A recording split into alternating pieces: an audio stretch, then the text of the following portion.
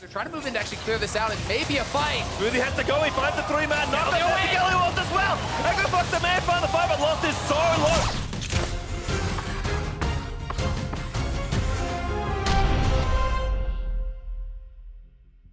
What's up everyone, Zirene here. This week on the Breakdown, we're going to look at Game 5 of the NA LCS Quarterfinal, where TSM took on Echo Fox. In this game, both teams are using whatever small advantages they get to control vision, and this results in the fight that breaks the series. 29 minutes into the game, TSM have full control of the Baron pit, have rotated Hauntzer's Jace, and they look to force Echo Fox's hand. Fox haven't seen the Baron for about 12 seconds, and the middle minion wave won't crash for another 10 seconds. And once you add on the time it would take for them to clear the middle wave and then navigate to Baron, that's way too long to go without checking the Baron. So Fox group up, move up, and they face check out of necessity. And that's where TSM see their chance. Let's get into it.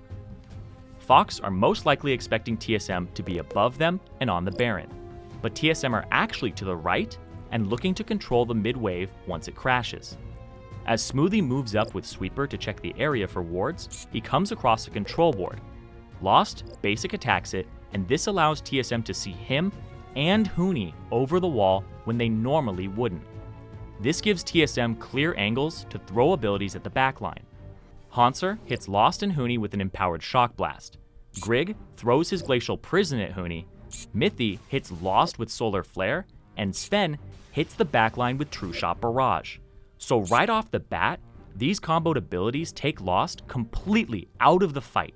And now, there is very little follow-up damage for Smoothie's Engage that landed onto 3 members of TSM and has Damonte's Galio ultimate coming in to continue the chain.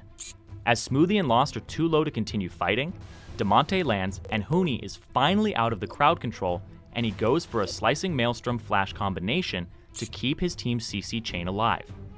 But now the fight is too spread out for Fox, and because TSM only need to worry about Huni, he's focused down, stunned, and killed before he can activate Sonya's Hourglass. This gives TSM an easy 2-for-1 teamfight win, as they push the other 3 barely surviving members of Fox away, and they pick up the Baron. Looking back, this fight went overwhelmingly in TSM's favor, because of their vision control. Having that slight advantage in vision control gave them a better avenue to throw their abilities and land them on the perfect targets. If Grig's Sejuani ultimate had hit Smoothie or Lost, and not Huni, they both have Cleanse and could have cleansed it and had been free, and then Huni would have been free to follow up on the initial clustering of the team fight. Grig's ultimate also traveled the distance required to create a large slow zone, which slowed Dardoch, Huni, and Lost by 80% for 3 seconds, completely removing them from the fight to the point where both of the Echo Fox marksmen got 0 basic attacks off in the entire fight. But the execution of the team fight isn't what pro players care about. When they look back at the VOD and review, pros care about how the positional advantage that TSM had was created, and they look back multiple minutes to see all of the moving pieces that contributed to it. And who better to talk about the pro player perspective than a pro player? So this week, I brought in Optic Gaming's jungler Akaadian to help me out and drop some VOD review insight. Hey everyone, and welcome to the Breakdown. I'm Zirene, and alongside me today is Optic's jungler Akaadian, who's going to be joining me for a longer style VOD review for the Breakdown today, where we're mostly going to be talking about vision control, and this is Echo Fox versus TSM Game 5, and we're going between the 22-minute mark and about the 26-minute mark. So you're a jungler. I know you focus a lot on map and macro, and so what are you looking for today in this VOD review? I'm basically just going to try to take us down into like the lower level, you know, the level that people don't talk about, because even with what we're about to see here, I think most people would just look at it and be like, oh, TSM, sick play, you know, they got 2 kills. But I wanted to talk more about, I guess, how the plays even come about. So I guess here, we're at 22 minutes into the game, and we see Dardoch going bot side right now. And I think, like, I don't really know because I'm not in his head, but right now, both teams are kind of trying to set up the map. You know, TSM is trying to push in, get some shallow vision around Baron, and all their lanes are kind of just, you know, playing normally. I think something just happened. The top turret just went down, so they're just trying to reset up the map. And I think Dardoch here, this might just be a cheese play. I think this is like potentially an interesting vision play where he walks over the ward with his sweeper, and he basically hopes, I think, that they didn't see him, Yeah. or they think that maybe like he walked past the ward and walked back. I feel like that's something he would be going for. If you're not watching the map, that's sometimes something that people can get away with, right? Like you Yeah. just go straight over the vision because nobody pings it either from TSM. Yeah, So. but anyways, since this is a possibility, I think one thing that I saw in this VOD that TSM does well, I think, is they ward and they really help out their split pushers. So even though there's even since there's a possibility of Jace potentially getting ganked, you see Sejuani and Leona both coming down here, and I think they were initially just trying to like put some vision for him to be able to push up because he wants to feel more safe when he's pushing. And then they see Dardoch here when he's going for this like cheese play. So this turns into just 2 pretty free kills for TSM, which like you guys said would look like it's just free kills like TSM sick play, but I think it was more just Echo Fox trying to go for kind of a cheesy play where they can potentially get a kill on Jace, but TSM covered well, did the correct macro move, so they just get 2 free kills here. And something that like I've always noticed is as viewers, like we like blood, like we like to care about the whole micro and stuff. And when I first started watching professional teams and watching scrims and watching the coaches do review, they don't seem to give a shit about micro. Like they go, like somebody messed up, ultied the wrong person, it's like never mentioned. And I was sitting there going, wait, are we not gonna talk about this? This was like 3 years ago. I'm like, wait, this is not getting talked about? And it dawned on me like, you guys are professional players, you know what you did wrong, so all you care about is like the setup to plays most of the time, right? Yeah, I mean, if you're gonna tell like, I don't know, Dardoch or Sun, hey bro, you should have flashed to the right, not the left here, when it's like an obvious thing, it's not like they're not gonna know it, right? You're gonna know that instantly as a pro player. You basically know your micro mistakes almost as soon as they happen or right after they happen. But do you want to we're moving on? Yeah. Okay. You just speed up. But man, I made like the whole breakdown is about micro. It's about the fact that people messed up, man. Now your world's falling apart, dude. It is, dude. I got to redefine the whole thing. Zirene. All right, Tell me it doesn't matter. Well, here, okay, so after that Right. cheese play happened, I'm sure Echo Fox is just like, okay, we can't try that stuff anymore. There's not really an option since there's a long lane in bottom now, since Jace will have all this time to move when he pushes out the wave. So Echo Fox instantly goes for vision control here, which I think this happens right now, right? Yeah. So Echo Fox, I like how they get their engages off because they're generally very decisive with when they want to fight. And if you see TSM's vision, they don't see anything. Echo Fox is just sitting here waiting. And then you just have, they're trying to contest the mid wave, which is pretty normal, but I think TSM maybe was a little slow on this. Like, LeBlanc has to go home. Maybe TSM should just be clearing the wave second here and playing back, especially since they have a pink on Baron. But they don't do that, and I think Leona just gets engaged on and dies for free here. Pretty sure in a sec. Yeah. Yeah, they're all waiting because these two teams love vision control so much because you have so much pick, right? The Leona, the Sejuani, and then you have all of this engaged from like Huni and Smoothie with the Rakan. So as soon as you control vision, you can control like the fight starting off correctly. So that's like a 60-40 in your favor already if you have vision, right? Yeah. So anyway, they make this play, and you see both their side lanes are starting to get pushed in. So TSM, Fox, in order to not lose economy, needs to go to their side lanes to pick up these waves, which is okay because they have this control already here.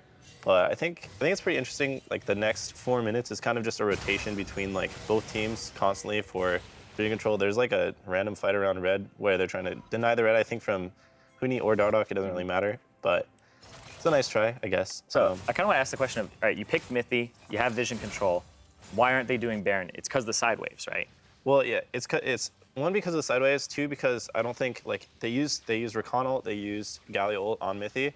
So and it's also just a support, right? So if you kill just Mithy, the other 4 can probably 4v5 you with your ults down, especially when you're hitting Baron like that. So I think it's much safer to they already have the control, right? Their game's completely fine, and they go get their side waves, and then they come back to control again and try another pick because they add a little bit of gold to their pockets, right? Getting that kill on Leona, and they also deny TSM from pushing forward anymore with that. So I think it was pretty good. I don't know. It's at least making something with the vision control that they had, right? And if you can do that multiple times, Yeah. and you're good to go. But it was kind of that bought them side waves that they can push out and not have to worry too much about. Yeah. So now you see, well, I guess Huni's pushing here. I think this is kind of just going to be for the rest of the game because of what already happened in the game. Jace is just going to perma push the Kennen. They can't really do anything about that. Echo Fox. So I think Echo Fox needs to play a little aggressively, and I think they do this right now where they get deep wards for Kennen because they need to because of the silent pressure play, Jace will eventually take the turret. or side lane pressure, Jace will eventually take the turret, and they're going to need to make some sort of force play with the Kennen, because Kennen actually, AP Kennen especially, is a lot stronger in team fighting than Jace, if he can find a good flank. So they push in, they get a ward here. It's their time for vision right now. Yeah, just trading sides of the map, seeding the bottom lane for this. And actually, it's really interesting for me because Fox's wave is here. They already cleared their mid wave. They already have deep vision here, and TSM opts into a fight. And like, I don't know, at least on Optic, we call this like their time, our time, right? TSM is fighting on Fox's time, not on TSM's time. So I think this is why this fight goes kind of poorly, because they're basically walking into an area where TSM doesn't see anything. Like Galio just landed a double flash taunt out of the bush because, you know, they don't see anything. So it's a pretty rough fight for TSM for sure. I think they lose 2, Yeah, right? they lose Mithy and Sven. So they lose 2. This is pretty fat, I think. It's kind of a mistake to try to fight on this, but I think TSM maybe felt like they were losing control a little bit, which they were because it wasn't their time. They needed to wait like 30 seconds. And Echo Fox starts the Brawn here. Yeah. And this is where Huni goes for that flank and almost kills Greg. So I feel like here when I watched this, I was like, oh no, they're not very coordinated, right? I feel like it's game 5, you know, it's hella hype. They're freaking out a little bit.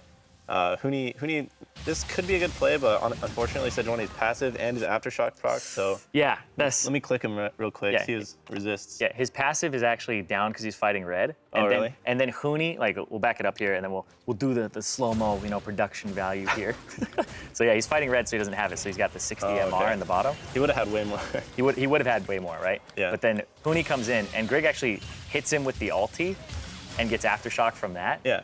And so he goes up 106 more. Yeah. And he actually just lives with 23 HP here. Yeah, really heads up play from So- Greg to just instant CC him. You need to instantly Q or ult him. Oh, no, he doesn't have the red buff. Yeah, All right, well, if they killed Greg here, Greg would have just... It would have been free Baron, I think, for TSM. Yeah. But I think regardless, TSM probably could have just... actually, I don't know. It was a nice try, honestly, from both sides. I think it was a nice try from Huni. It was just really close. And Some so- of those unlucky moments. Like, that's the thing that I want to talk about too, is because we were talking about, like, you go over micro very rarely in like professional VOD review, and you mostly care about like the percentage chance of it working. And this is one where it actually feels like it's pretty high percentage chance of this working and killing Grig. But when it's like a 60-40 or a 70-30, there's still that 30 or 40%, right? It's like I watched this, and then when I saw it when he almost kills him, sure, the aftershock goes off. And then right here, Dardoch wants to maybe get to him with the ultimate. He used his flash in the previous play down bottom and lost it. But then like Damonte and Dardoch walk to the back of Baron, which makes it back spike. And then it stuns Dardoch here, where he potentially could have gone over with Q, maybe got to here and then maybe ultied, and kept Huni alive for longer, or even assisted, and maybe helped kill Grig. But it's just one of those things where it's really the unlucky, right? Not killing the Sejuani and also getting stunned by the Baron. Well, I mean, I think what you could do here is, so they win the fight, and instead of TPing super early as the Baron is alive, maybe Huni could TP when this Baron hits like 7,000, right? Then he starts his teleport, and then the call could be like, Rakan and Kennen go try to zone this edge while we finish Baron. That could be a much better play, right? But what it seems like here is Huni's kind of making a solo play, and then Fox is like reacting to Huni's solo play, you know? And honestly, Huni's solo play is very close to working. Let's watch Smoothie here, because he has flash and ultimate, right? He just walks all the way around. Yeah, I mean, I think it's literally just Fox were doing the Baron, and then, you know, they're doing the Baron, they pan their camera over, Huni's fighting like 2 people over here. They're just like, oh my god, what? Now we have to react to this, right? That's why I think Smoothie's kind of just walking around here, a little confused or something like that. But I mean, I think yeah, this is a super high chance that it could work. Like, I would give it even an 80-20 for Fox in this situation. 2 people dead, you know, they could have gotten the Baron pretty easily. It's just maybe flub communication, just, I don't know, flub play, unlucky, I guess. Yeah, that's actually one that you had to go unlucky, but it's so unlucky that it actually potentially cost them the series, right? Yeah, Because getting that Baron would it be probably cost them the game. Like, honestly, if they got the Baron, I think this comp can kind of just run over TSM. If they get, you know, that's like a 3-4K gold swing, and then they can just use their Rakan ult instantly as soon as they get to a turret and dive TSM. And then they've got multiple like outer turrets still up, so that's easy gold to pick up mid, easy gold to pick up bottom, and like stop that long lane from feeling that long when you have the Baron. Yeah. So I think here is another kind of like double. It's 2 or 3 rotations of vision where TSM and Fox go in and out of it, and it ends up being a big fight, which is heavily favored for TSM, I think, just due to the vision control and just due to what happens around that. So here, for like the last 30 seconds, you've just kind of seen everyone respawning, resetting from base, coming out on the map, pushing their waves. Pretty standard stuff. LeBlanc's going home, and I don't know. I think the big thing to look at is like who has the control around here. So TSM has one pink here, and one pink there. This is Fox's vision. Yeah, so Fox starts taking vision, which I really like. Fox actually got to the vision Fox got to the vision first most of the time. But TSM, I felt like were on the mid wave way more often in the game, and that's what allowed them to kind of keep control of the vision instead of just taking it and leaving it. Yeah, like even right here, right? They have multiple. They have LeBlanc and Jace coming towards mid to clear it. Yeah, so Fox just took vision here, right? They have a pink. They had a pink. They had the control of this area, but because TSM rotates Jace over and has LeBlanc in mid, like LeBlanc could have gone to this top wave from base, but she decides to go through mid first so that they can take vision together.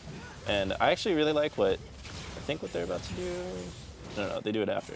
But anyway, they take the Baron vision initially first, which is what they need to do. And then you see Ezreal, you're not allowed to go home until we get the Baron vision, you know. Then he finally goes home when they clear out some of Fox's vision, right? Because if Fox has complete control, they'll feel a little bit more comfortable doing something like starting Baron randomly or something like that. And since they don't have it, it's more likely that they're not going to go for something like that. So TSM just clears out that initially and takes their base. So the wards here, these control wards that they have for the side of TSM, these wards, a lot of times people like dedicate a ton of wards to just the top side of the map. I personally think these wards are really smart because it allows the Jace to dip into Fog of War, and that's when he can like rotate to mid faster. Because it's kind of that guessing game, right? Where he clears the wave and it's like, is Jace actually going mid? Because Fox won't know if he's mid or if he's bottom. And these aren't wards that Fox are ever really going to clear out, right? Because they're focused on getting Baron control, and they keep clearing mid and going up here, as opposed to going to the bottom side of the map. So I feel like these are just going to stay there for a long time and help the Jace. Well, I like this one because Jace should be playing a little bit more aggressively. So this pink is super good for helping rotate. I think this one could be moved. It's not really needed at this time when Jace is this. And you have a mid-tier one up too. Yeah, and you have a mid-tier one. So you already have a lot of control. I guess you don't need this one, but honestly, that's kind of nitpicking stuff. That's fine. But like, you play with a lot of split pushing, so. Yeah. I mean, we've gone over this, you know, many hours in review. All right, how does Dokla push without getting killed, guys? Let's figure it out. It's usually vision. Vision is usually the answer. It's usually vision, yeah. Yeah. And speaking of vision, it's things like, at this point in the game, we have like Doran's shield, Doran's ring still in the inventory for Lost and Devontae. Yeah. This is a flame one time in the VOD review if you have this Doran shield still in our team. But anyway, so they came back. You just saw one more time, by the way, TSM took the vision together, pushed their waves out together, and then they're all resetting. So Leona has new wards, LeBlanc's coming out of base, everyone's coming out of base at the same time. So now is TSM's time to really like set up their map and start pressuring the game. And you see again, Fox took the vision here and backs up. TSM's on the wave first. And one thing I want to point out too, since we were talking about that other stuff, is Smoothie has 2 wards left here, no pinks. They don't really have very many pinks on the team. I feel like Smoothie should have been insta-calling, I need to go home, like right now. I need to go home. As soon as we clear these wards out, I need to base. So he should just be channeling his recall, like literally right now. And getting new wards, getting new pinks, stuff like that for the team. So because, be sacrificing mid-wave for recall? Yeah. Because they got this shallow vision, right? So the thing I talked about before with like, Fox probably won't start the Baron because TSM cleared their like shallow vision, their initial vision. TSM probably won't start the Baron with like this ward, this ward, this ward. They need to clear the vision first and then go back to the mid wave again. On like it's basically 30 more seconds that you have if you get this shallow vision, and I think that's enough time for Rakan to base and come back.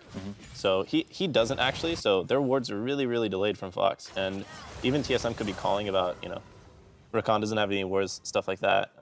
But I do like, so you know how we talked about the wards here, right? There's a pink here, there's a pink here. TSM, before they put their wards topside, before they put their control stuff topside, they come down here and they place 2 wards so that the Jace can push. And he can push like an animal now, right? He has 1 ward here, 1 ward here. He will see if Fox is coming to try to kill him, and he'll have the time to back off. And they knew sweepers were used on the top side. Exactly, yeah. So they put this vision and then they 4-man go topside. Honestly, it's just nice control and nice knowledge from TSM, at least on the vision game. They just go top here, try to sleep all the wards. I think they get most of them, maybe not this one, but they don't get that one. But that's still the you don't have enough wards to kind of cover both sides of the map. So it's like ward for your split pusher, and then like use your bodies when you know that people have recalled to go check the other side, right? Yeah. And even Jace is here to assist in that because he doesn't have TP, and it's like we're just making a play for this top side Oh, of the okay. map. I actually didn't notice he didn't have TP. But like if Jace did have TP, he could just be trying to push this turret literally. And then here, let me go to. But still, they're making the best of that situation. You go to right? blue vision. So now you see this. They have one ward here. Fox only saw TSM walk left. They could be on Baron here, right? So they're just like, oh my god, guys, we gotta check the Baron now. Like they could be doing it right now, right? And then they see Jace, they see LeBlanc, and then like this amount of time, this is where you get that itch in your head where you're just like, they're on it, right? You're for sure if I'm on Fox and I'm sitting there on stage, I'm just like, guys, they could be doing it. It could be dead within like the next 2-3 seconds. We have to check. Somebody has to go, right? No blue trinket. Nothing. And then this is how like, you know, vision. This is why vision control is important, because even if Fox is, I mean, they're kind of close in gold, but this 4K gold lead with this type of vision control is actually like a 10K gold lead for TSM, because they get a beast fight start, you know? Like, look how it starts. It literally starts with a shock blast on the 2 people, an ult onto Huni, Smoothie, like it's an okay ult, you know, but it's just a very favored fight for TSM initially. And it's actually kind of close, honestly, but. Yeah, it's so close that like, when I looked at the micro portion of this, where it's like they start the fight off here, but like, if I'm Fox, I'm actually expecting TSM to be here, right? I'm expecting them to be here instead of here. And then they just get these clean angles. Grig gets to throw his ultimate over at Huni, who apparently Lost hitting the ward gave vision over here, and that's what showed them. So Lost gets spotted, throws the ulti on Huni, who has flash, has ulti, and if he can flash ulti and follow this, that feels like that's almost GG in the fight, right? Like that's a 3 ultimate combo there, Rakan, Galio, and the Kennen, and he gets in way late, ultis, then he gets stunned by Mithy, and he dies before he can Zhonya's, but it's like, this fight gets so close to the point where it's like the vision is what really wins them the fight, so that you don't have to be super tight on your micro when the start of the fight is so in your favor. Yeah, exactly. And I think pretty much after this, they take Baron and they basically have full control after this, right? This is all vision of theirs. Yeah, they basically get full control off of this because they had the setup. They brought their Jace over. They've just been controlling vision, using the mid wave way better than I think Fox has, because that's the thing is everything in the map is kind of a resource, right? You push bottom wave, it's like, what are we going to do with the pressure I bought? Yeah. And they push mid, and then they keep going for vision control. Let me go back to when they caught Leona that one time. So I would have liked, you know, you saw how many times TSM rotated. They put people in middle constantly to try to push Fox out. I would have liked to see, especially with this comp, like Kindred, Rakan, Xayah, and Galio, stuff like that. And they have the Kennen. I would have liked to see more of this stuff where they're contesting the mid wave, and Fox is like, no, you're not contesting my mid wave, buddy. Like, we're gonna instantly kill one person, because they have enough initial engage where they can, if they start the fight on their terms or like on decent vision, it's almost impossible for TSM to win, even if they have 4v4 there. Fox can just start the fight and win it, but I think Fox is just a little bit more sloppy with some of their like player movements, like Dardoch, Smoothie. We're a little bit late on some of the times when they could have possibly looked for things like that. I don't know. I think that's how Fox probably could have won. So it feels like it's a Smoothie game where he has to carry with the engages and like play off of his team's vision. I mean, it's a team effort. Yeah, but like, I think as a team, they need to just be on the same page. Hey guys, we got to contest the mid wave. Every time they contest the mid wave, we got to be in there. We got to get the engages in, right? Because they should have the natural pressure with the winning sides. With LeBlanc and Jace can usually push first and come first, so they need to find those engages at mid. So it's like this tight timing window. Yeah, right? Pretty much. Man, so that seems like it's incredibly close of a game, and it just comes down to using your pressure correctly and then just using the vision correctly off of that, because it was this big seesaw where we saw Fox kept getting vision control, and then they would spend the vision control for things that were not worth as much of what TSM would get for it, because TSM would get in there and then they would like get mid priority, or they'd get Jace wards and then trade back. So it just felt like TSM were kind of beating them with how they were spending what they got. Yeah, exactly. I mean, I think maybe it's just better fundamentals on the TSM side, or like the coaching or whatever, or just the players' knowledge of what they want to do with what they get. But definitely TSM used the windows that they had better, except the one fight where it was kind of weird, the fight right here that happened where they were fighting where they shouldn't have been fighting. They lost 2 people. They lost a lot of control off that. It could have been really bad, but like we said, Fox didn't really spend it that well with their flubs, their flub play with Kennen. Yeah, that was Fox's time to make the play, and the play didn't work out for him. Yeah. But Still, TSM, they took Game 5. They move on to the semifinals to play Cloud9. Thank you so much, Akaadian, for helping me out here on the Breakdown. That was a lot of fun, and we'll see you guys next time on the Breakdown.